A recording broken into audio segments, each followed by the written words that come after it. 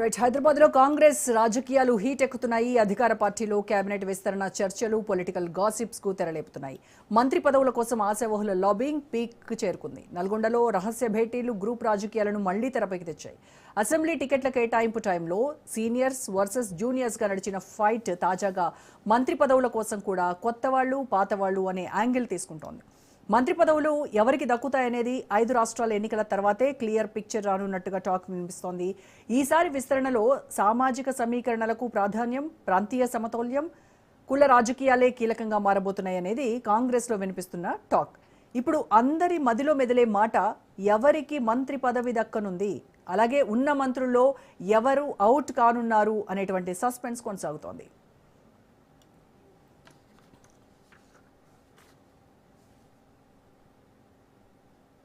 దీనికి సంబంధించి పూర్తి ఇన్ఫర్మేషన్ అందించడానికి మరి రిపోర్టర్ సునీల్ లైవ్ లో సిద్ధంగా ఉన్నారు. సునీల్, నల్గొండలో జరిగినటువంటి రహస్య భేటీల వెనక అసలు ఉద్దేశం ఏంటి? అక్కడ సీనియర్ల మధ్య ఏకాభిప్రాయం కుదిరిందా? గ్రూప్ రాజకీయాలు మరింతగా రంజుగా మారినటువంటి పరిస్థితి కనబడతా ఉంది. సో ఈ మంత్రి పదవి విస్తరణ అనేది 5 రాష్ట్రాల ఎన్నికల తర్వాతే ఉండొచ్చు అని చెప్తున్నప్పటికీ కూడాను ఇప్పటికే ఎవరి ప్రయత్నాల్లో వాళ్ళు ఉన్నారు. కొంతమంది ఢిల్లీ బాట పట్టారు, అక్కడ లాబింగ్ చేసుకుంటూ ఉన్నారు. ఈవెన్ దో మనకు తెలుసు కాంగ్రెస్ లో ఖచ్చితంగా ఏ నిర్ణయం అయినా సరే ఢిల్లీ నుంచి రావాల్సిందే. అక్కడ వాళ్ళు మాత్రమే అగ్రనాయకత్వం ఎవరినైతే సూచిస్తారో వాళ్ళకి మాత్రమే ఉంటుంది. దానిలో భాగంగానే వీళ్ళందరూ ఢిల్లీ బాట పట్టారు. ఇటువైపు ఏమో ఇక్కడ భేటీల మీద భేటీలు రహస్యంగా జరుగుతూ ఉన్నటువంటి పరిస్థితి. సో ఎవరి పోస్ట్ ఊస్టింగ్ అవుతుంది, ఎవరు అవుట్ కాబోతున్నారు, కొత్తగా ఎవరు ఇన్ అవ్వబోతున్నారు అనేటువంటి చర్చ అయితే జోరుగా నడుస్తూ ఉంది. సో ఓవరాల్ గా అప్డేట్స్ ఏంటి దీని గురించి? ఎస్ రోజా, తెలంగాణ రాష్ట్రంలో కాంగ్రెస్ ప్రభుత్వం ఏర్పడి 2.5 ఏళ్లు పూర్తవుతున్న నేపథ్యంలో కీలక శాఖలలో ఇంకా మంత్రులను కేటాయించలేదు. ఇక రాబోయే కాలంలో కూడా ఈ యొక్క 2 శాఖలకు సంబంధించిన దాంట్లో కేబినెట్ విస్తరణ జరుగుతున్నట్టు కూడా జోరుగా ప్రచారం కొనసాగుతున్న నేపథ్యంలో ఇక ఢిల్లీకి అందరూ కూడా క్యూ కట్టినటువంటి పరిస్థితి. ఇక చాలా మంది కాంగ్రెస్ లో ఉన్నటువంటి సీనియర్ నేతలందరూ కూడా ఈ యొక్క లాబింగ్ మాత్రం పీక్ చేరిందని చెప్పవచ్చు. ఇప్పటికే చాలా మంది, కొంతమంది నల్గొండ జిల్లాకు చెందిన ఒక ప్రముఖ సీనియర్ నేత ఒక ఎమ్మెల్యేగా రహస్యంగా కొంతమంది ఎమ్మెల్యేలతో భేటీ కావడం ఇప్పుడు కాంగ్రెస్ లో రాజకీయంగా తీవ్ర చర్చ మాత్రం కొనసాగుతుందని చెప్పచ్చు. ఒకవైపు ఉన్నటువంటి మంత్రులు కొంతమంది తప్పిస్తారనేటువంటి ప్రచారం కూడా జోరుగా కొనసాగుతుంది. అయితే ఎవరికి మంత్రి పదవి దక్కుతుంది, ఎవరికి మంత్రి పదవి ఊడుతుందనే చర్చ కూడా కాంగ్రెస్ పార్టీలో విస్తృతంగా ప్రచారం అయితే కొనసాగుతున్న పరిస్థితి కలుగుతుంది. ఇప్పటికే చాలా మంది అగ్రనాయకత్వాన్ని కలిసేందుకు ఢిల్లీకి పయనమవుతున్నటువంటి పరిస్థితి కలుగుతుంది. ఇక మనం చూడొచ్చు, రాబోయే కాలంలో ఇప్పటికే పశ్చిమ బెంగాల్, కేరళ, అస్సాం రాష్ట్రాల్లో ఎన్నికలు పూర్తయిన తర్వాత 5 రాష్ట్రాల్లో ఎన్నికలన్నీ కూడా కంప్లీట్ అయిన తర్వాత తెలంగాణ రాష్ట్రంలో క్యాబినెట్ విస్తరణ ఖచ్చితంగా ఉంటుందనేటువంటి ఊహాగానాలు, ప్రచారం అయితే జోరుగా కొనసాగుతున్నటువంటి నేపథ్యంలో ఇక కాంగ్రెస్ పార్టీలో ఉన్నటువంటి కొంతమంది ఆశావాహులు, కొంతమంది మంత్రి పదవులు కావాలనుకునేటువంటి వ్యక్తులు ఢిల్లీలో ఉన్నటువంటి అధిష్టాన పెద్దలతో చర్చలు జరుపుతున్నారు, లాబింగ్ చేస్తున్నారు. ఈ లాబింగ్ కూడా ఇప్పటికే పీక్ చేరిందని చెప్పవచ్చు. ఇక తమకంటే తమకు మంత్రి పదవి కావాలంటూ కూడా వరుసగా నేతలందరూ కూడా, ముఖ్య నేతలందరూ కూడా భేటీ అవుతున్నటువంటి పరిస్థితి.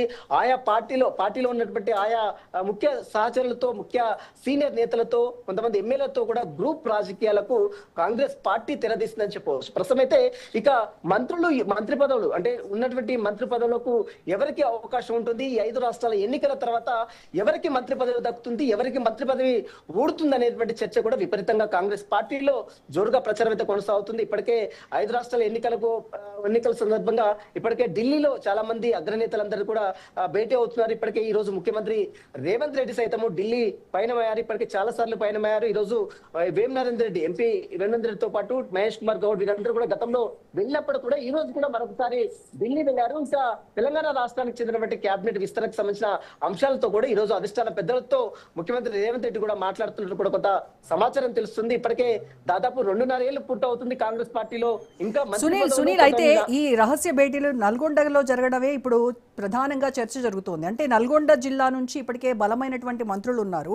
అయినప్పటికీ కూడాను అక్కడ మళ్ళీ రహస్య భేటీలు జరుగుతున్నాయి అని అంటే మళ్ళా ఇంకొక మంత్రి పదవి దక్కించుకోవడం కోసమా, లేదు అని అంటే అక్కడ పట్టు కోల్పోకుండా ఉండడానికి ప్రయత్నాలు జరుగుతున్నాయా? దీని వెనక అసలు ఆ రహస్య భేటీల వెనక మతలబేంటి?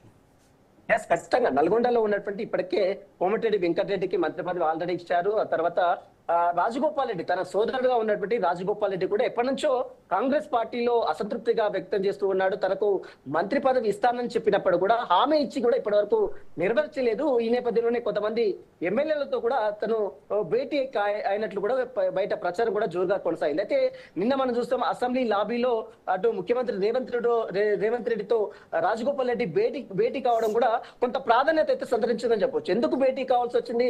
సుమారు 20 నిమిషాల పాటు రేవంత్ రెడ్డి చాంబర్ లో కూర్చొని ఏం మాట్లాడారు, ఎందుకు మాట్లాడారు, మంత్రి పదవి కోసమే మాట్లాడారా, ఇంకా ఏదైనా నియోజక అభివృద్ధి కోసం ఏమైనా మాట్లాడారా అన్న చర్చ కూడా పార్టీలో జోరుగా కొనసాగుతుంది. అయితే ఖచ్చితంగా ఈసారి నల్గొండకు బ్రదర్స్ ఇద్దరు కూడా మంత్రి పదవి దక్కుతుంది. ఎందుకంటే ఆల్రెడీ కోమటిరెడ్డి వెంకటరెడ్డి మంత్రిగా ఉన్నాడు కాబట్టి తన సోదరుడు కూడా మంత్రి పదవి ఇస్తారనేటువంటి ప్రచారం అయితే కొనసాగుతుంది. ఒకవేళ సోదరుడికి ఇస్తే మరి అన్న కోమటిరెడ్డి వెంకటరెడ్డి మంత్రి పదవి తప్పిస్తారనే ప్రచారం కూడా బయట కాంగ్రెస్ పార్టీలో అయితే విస్తృతంగా కొనసాగుతుంది. అయితే ఏది ఏమైనప్పుడు కూడా తనకు మంత్రి పదవి ఇస్తానని చెప్పి గతంలో 2.5 సంవత్సరం అయినప్పుడు కూడా ఇప్పటి వరకు మంత్రి పదవి ఇవ్వకపోవడంతో అటు రాజగోపాల్ రెడ్డి కూడా కొంత కాంగ్రెస్ పార్టీ తీరుపై కొంత అసంతృప్తి కూడా వ్యక్తం చేయడం జరిగింది. ఇక కాంగ్రెస్ పార్టీ అటు భువనగిరి ఎంపీ స్థానానికి గెలవడం విషయంలో కావచ్చు, స్థానికంగా ఉన్నటువంటి మున్సిపల్ ఎన్నికలు కావచ్చు, సర్పంచ్ ఎన్నికలు కూడా తనదైన శైలిలో ప్రచారం చేశారు. అన్ని సీట్లు కూడా గెలిచేందుకు అతను శాశక్తుల ప్రయత్నాలు చేసినప్పుడు కూడా మంత్రి పదవి ఇవ్వకపోవడంతో రాజగోపాల్ రెడ్డి కొంత అసంతృప్తిగా ఉన్నాడు. ఇటీవల కాలంలో కొంతమంది ఎమ్మెల్యేలతో గ్రూప్ రహస్య భేటీ కూడా కావడం జరిగింది. ఆ రహస్య భేటీ కూడా ఇప్పటికీ అధిష్టానం దగ్గర కూడా వెళ్ళింది. ఆ సమాచారం అధిష్టానం వైపు చూసింది కాబట్టి ఈసారి ఖచ్చితంగా రాజగోపాల్ రెడ్డి పేరు ఉంటుందనేటువంటి ప్రచారం కూడా బయట అయితే ఈ రకంగా చాలా మంది ఆశావహులు ఉన్నారు కాంగ్రెస్ పార్టీలో. మంత్రి పదవి దక్కించుకోవాలనేటువంటి ఎమ్మెల్యేలు చాలా మంది లిస్టే పెద్దగానే ఉంది.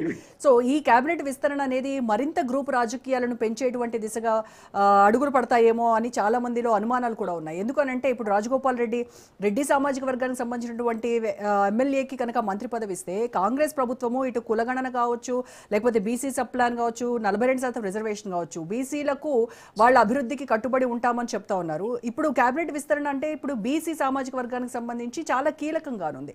సో మరి వాళ్ళు చాలా మంది ఆశావహులు ఉన్నారు. ఎవరిని సంతృప్తి పరుస్తారు? ఏ సామాజిక వర్గానికి ప్రాధాన్యం దక్కనుంది?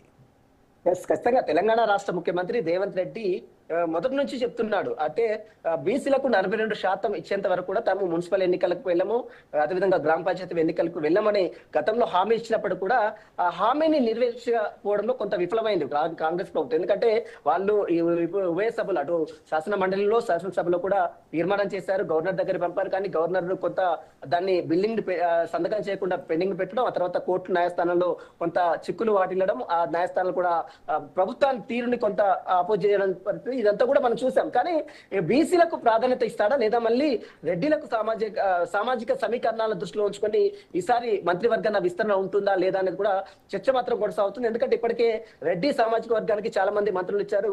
సేమ్ కాన్స్టిట్యున్సీలో ఉన్నటువంటి మంత్రిగా ఉన్నటువంటి కోమటిరెడ్డి వెంకటరెడ్డి తన రెడ్డి సామాజిక వర్గం మళ్ళీ ఇప్పుడు అదే రెడ్డి సామాజిక వర్గానికి ఇస్తారా లేదా అనేది కూడా చర్చ మాత్రం కొనసాగుతుంది. అదేవైపు జీవన్ రెడ్డి కూడా కొంత అసంతృప్తిగా ఉన్నాడు. జగిత్యాల ఒక సీనియర్ నేత, గతంలో ఎంపీ స్థానం ఇచ్చారు, ఎమ్మెల్యేగా ఇచ్చారు, ఎమ్మెల్సీగా ఇచ్చారు, అనేకంగా ఇచ్చినప్పుడు కూడా ఇప్పుడు అతను ఇంకా అలగబారుతున్నారు. రోజు పొద్దున్న లేస్తే జీవన్ రెడ్డి రాజీనామా చేస్తారంటూ కూడా పెద్ద ఎత్తున ప్రచారం కొనసాగుతున్న నేపథ్యంలో మరి ఇప్పుడు ఎమ్మెల్సీ ఇచ్చి మళ్ళీ జీవన్ రెడ్డికి ఏమన్నా మంత్రి పదవి ఇస్తారనే చర్చ కూడా కాంగ్రెస్ పార్టీలో విస్తృతంగా కొనసాగుతుంది. ఎందుకంటే ఒక సీనియర్ నేతగా ఉన్నాడు, ఒకే ఎమ్మెల్సీగా అప్పట్లో శాసన మండలిలో కాంగ్రెస్ పార్టీ నుంచి కొట్లాడినటువంటి వ్యక్తి జీవన్ రెడ్డి కాబట్టి అలాంటి జీవన్ రెడ్డిని పార్టీ వదులుకుంటుందా, మరి వదులుకోకుండా మళ్ళీ మంత్రి పదవి మళ్ళీ ఆల్రెడీ ఎమ్మెల్సీ ఉన్నాడు కాబట్టి ఎమ్మెల్సీ ఇచ్చి మళ్ళీ మంత్రి పదవి ఇచ్చే అవకాశం ఉందా అన్న చర్చ కూడా కాంగ్రెస్ పార్టీలో విస్తృతంగా కొనసాగుతుంది. జీవన్ రెడ్డి మంత్రి పదవి ఇస్తేనే ఖచ్చితంగా పార్టీలో ఉంటాడా లేదా మళ్ళీ ఏమన్నా కాంగ్రెస్ పార్టీకి గుడ్ బై చెప్తాడనే చర్చ కూడా జోరుగా కొనసాగుతుంది. మొత్తం మీద సామాజిక సమీకరణాల దృష్టిలో ఉంచుకొని ఈసారి క్యాబినెట్ కి ఇస్తాననేది ఖచ్చితంగా ఉంటుందనేది కాంగ్రెస్ పార్టీ నుంచి వస్తున్నట్టు సమాచారం. Right Sunil, thanks for your updates.